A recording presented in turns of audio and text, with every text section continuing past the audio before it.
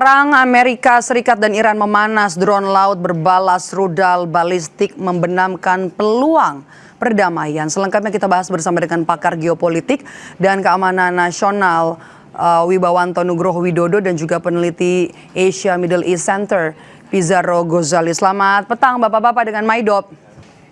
Ya, selamat petang, Maidop. Oke, pertama saya mau ke Mas Wibawa. Mas Wibawa, Amerika Serikat pertama kali menggunakan drone lautnya dalam operasi tempur dalam serangan ke pangkalan laut Iran di Bandar Abbas.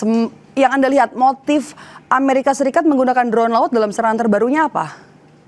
Jadi gini Mbak ya, sekarang itu masuk ke dalam yang namanya fase baru ya, dari kompetisi strategis yang terjadi selama ini. Nah, kalau kita lihat secara spektrum ya, yang terjadi bulan lalu itu namanya konflik, terminasi konflik. Nah, maju satu langkah itu namanya adalah manajemen konflik. Dalam manajemen konflik itu ada fenomena up and down seperti ini, di mana tekanan militer itu merupakan bagian diplomasi. Nah, kalau ini sudah advance lagi, lebih maju lagi, itu namanya resolusi konflik. Setelah resolusi konflik, namanya transformasi konflik. Akhirnya yang bermusuhan menjadi aliansi. Nah, jadi kita sekarang bicara dalam konteks manajemen konflik. Nah, dalam konteks manajemen konflik ini, kita masuk di dalam era baru, namanya kompetisi strategis, ya, karena deterrence yang ada, baik itu oleh Iran dan oleh Amerika, bisa dikatakan gagal, gitu. Nah, jadi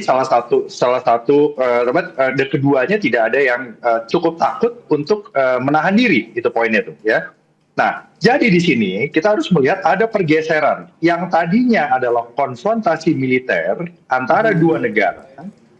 Sekarang ini bergeser menjadi kompetisi strategis, multidimensional, memperebutkan apa yang diperebutkan? Satu, menunjukkan bahwa masing-masing negara masih mempunyai kredibilitas dan deterrence yang disegani, itu satu. Yang kedua, mereka mempunyai kemampuan untuk mengendalikan kondisi di Teluk Persia. Yang ketiga, mereka mempunyai kemampuan secara de facto untuk mengendalikan Selat Hormuz.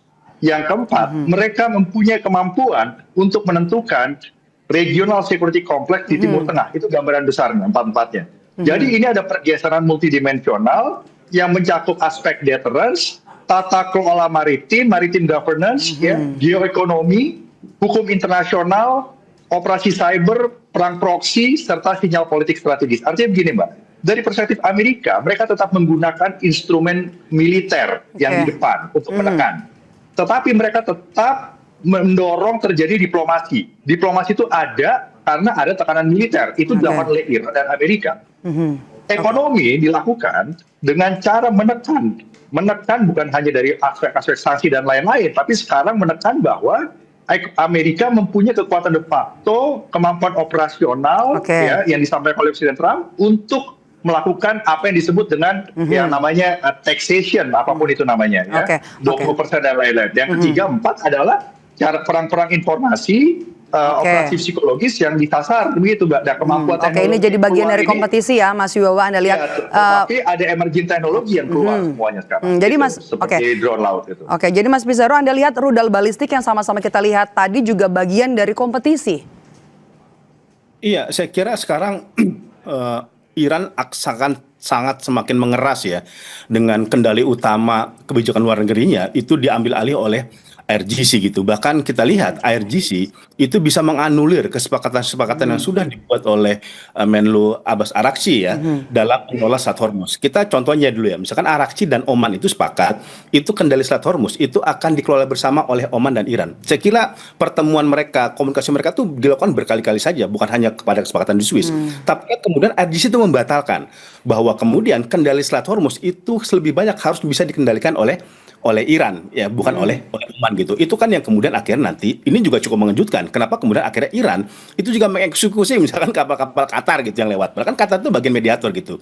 Jadi ini kemudian ini memang ada pertunjukan kekuatan masing-masing antara Amerika Serikat dengan Iran. Dan jangan lupa sekarang Maidop, per hari ini ya misalkan ya, Kepala Kebijakan Luar Negeri Parlemen Iran itu Abraham Azizi itu udah mulai memperkenalkan RUU untuk mengendalikan Selat Hormuz itu ada di tangan Iran. Seperti itu. Ini yang kemudian menurut saya melihat membacanya kebijakan Iran sekarang tuh lebih hawkish, dia lebih keras karena emang kita melihat ini tidak lepas dari situasi yang ada di lapangan. Misalkan gitu, Iran melihat bagaimana kemudian Trump misalkan menyebut orang-orang Iran itu sampah, tidak bisa diajak negosiasi.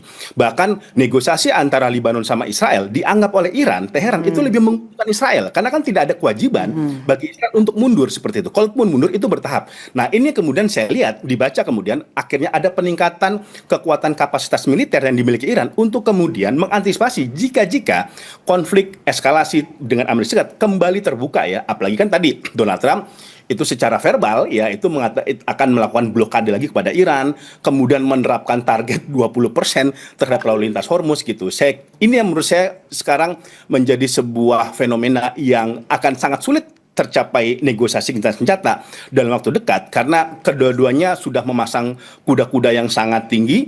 Eskalasi itu sekarang sudah berlangsung, serangan bahkan sekarang ke wilayah Qatar, ke wilayah Kuwait, Jordan juga terus dilakukan oleh Iran. Seperti itu, Maido.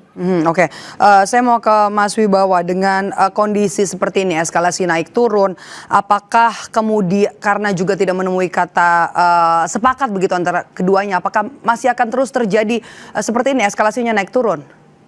Ya, jadi kalau dari perspektif international security, katakanlah dari Washington perspektif ya, dari multi stakeholder di Washington tuh, 50% itu tetap di dalam kondisi manage escalation. Karena dari Washington dan juga dari Iran, mereka melihat bahwa open war itu cost-nya lebih banyak daripada strategic benefit-nya.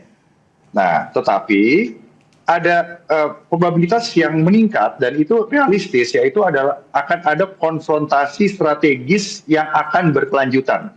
Nah, itu mungkin chance-nya 30%. Nah, chance yang 20% adalah perang terbuka.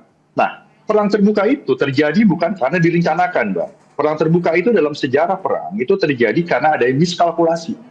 Nah, miskalkulasi ini bisa terjadi dari banyaknya aktor yang bermain, ya, kondisi yang mendesak, ya, dan juga persepsi-persepsi psikologis yang bisa salah karena berada di dalam tekanan. Apalagi kemarin Iran juga memberikan ancaman bahwa pemimpin politik, pemimpin militer di Washington itu akan dibunuh satu persatu gitu. Nah, dengan kemarin Senator Lindsey Graham juga meninggal mendadak karena serangan jantung kemungkinan di umur 71 tahun hari Sabtu. Nah, apapun itu ya bisa katakanlah itu retorik ya. Dan belum tentu ada kemampuan operasional dari Iran untuk melakukan hal itu, ya, atau mungkin mampu, ya. Tapi mampu atau tidak mampu, selepas daripada itu bisa menimbulkan yang namanya miskalkulasi. Jadi pertanyaan Mbak tadi itu saya jawab dengan possibility realistis. 50% ini akan manage escalation, 30% ini akan berkelanjutan menjadi konfrontasi strategis multidimensi, dan yang paling kecil kemungkinannya tapi bisa terjadi karena miskalkulasi adalah perang terbuka melibatkan semua aktor gitu. Dan Mbak harus tahu sekarang Amerika itu menggunakan emerging technology yang terbaru ya, tenaga kuantum dan segala macam untuk mengengage kondisi ini seperti saya sudah sampaikan sebelumnya dengan special operation and low intensity conflict dengan pendekatan yang namanya C6ISR, yaitu Command Control Computer Cyber Intelligence Surveillance Reconnaissance. Jadi perang ini akan spesifik, Mbak. Sebisa mungkin itu counter force yang disasar itu precision strike, serangan cyber, tekanan ekonomi, maritime governance untuk mengubah orientasi geopolitik. Jadi saling menekan sekarang. Oke, baik, kita sudah dapat poinnya saya di situ. Saya mau ke Mas Pizarro. Mas Pizarro, Amerika Serikat terus menekan begitu ya, dan lewat operasi militer, tapi juga ada laporan ada isu soal Israel kemudian mulai mengganggu politik di dalam negeri Iran, berupaya merusak Iran dari politiknya dengan berupaya merekrut mantan Presiden Iran Ahmadinejad. Analisa Anda, apakah ini memungkinkan?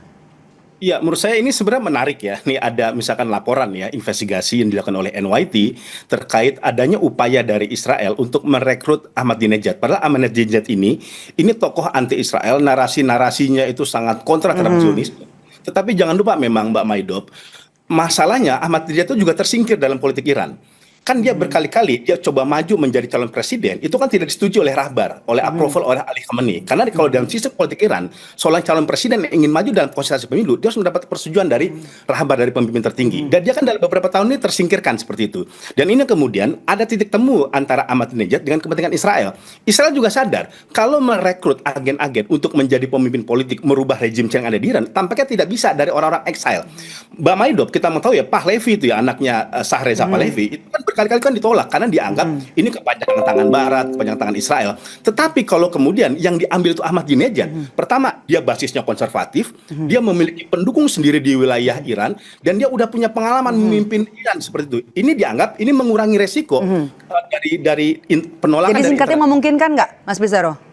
Akan sangat berat. Problematikanya ialah pertama, dia sudah lama tidak lagi jadi pemimpin dan basis kekuatannya sudah mulai melemah walaupun dia punya pendukung seperti itu.